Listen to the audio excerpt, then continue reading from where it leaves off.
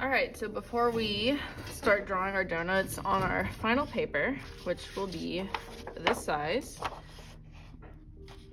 and it'll be the black construction paper, we need to come up with a plan for our composition. So your composition is how you arrange the elements of art, or how you arrange just the stuff you see on your paper. I've already come up with one right here. Now I'm gonna do at least one more. I would say I want you to at least do two, but you can keep working on those compositions or design plans until you get what you want. Now, the first thing that you're gonna do is fold your paper into 4 sections. So half one way, halfway the other way, and mine's already folded. So you have some different areas to work. Now, our donuts that are gonna be in our final paper, we know, and let me get out my ruler, that they have to be 5 inches, at least 5 inches. So they have to be to scale. Now I have this here, and I'm imagining how big that would be on this paper. So that would be pretty big. So here's the 5 and here's a 0. So that's how big my donut's gonna need to be, all 5 of them.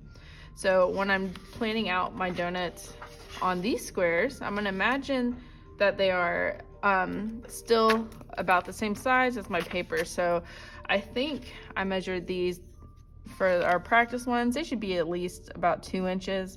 Mine's 2.5. Make yours for the practice at least 2. Okay, but this is just a plan. So if it's not exactly the right size, that's okay. So I did this first one where I did one jelly-filled donut, and then I have my other donuts around. My paper would be landscape style, so donut holes. I have some regular donuts, and then my jelly one, which I think I would have the emphasis on. So you can plan out different types of donuts. You don't have to just all do the plain or the normal one with the hole and the icing. So that's up to you.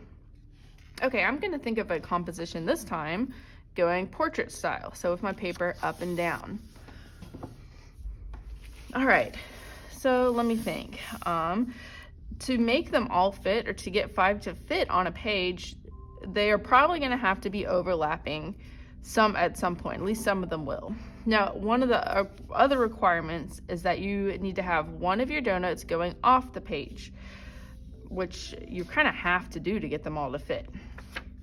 Okay, so let me think. I'm gonna start off I'm not gonna be too picky about what it looks like, just those baked potato shapes. So I'll have one right here.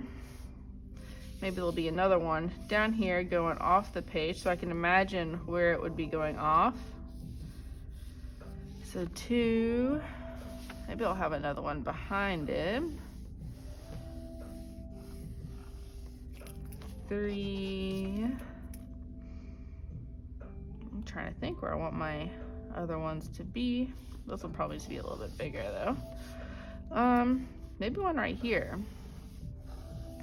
4, and then up here in this corner, this will be 5.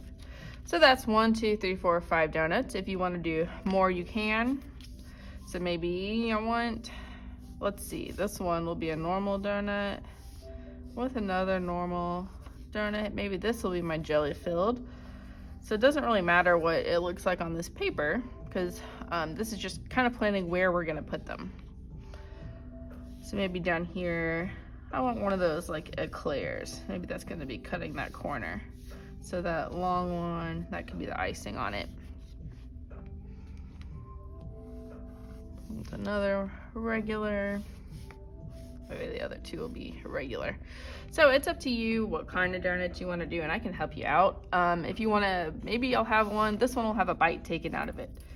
So I could, instead of a little bite, remember we have the one we practiced yesterday, where we did the 2 lines and the vertical lines. Those kind of, if you have a small bite, or you could have like a whole entire bite taken out of it, almost like an inner tube.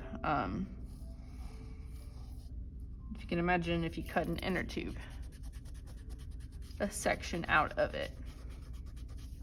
So maybe that's what I want this one to be, up in that corner. And I can play around with the details more later.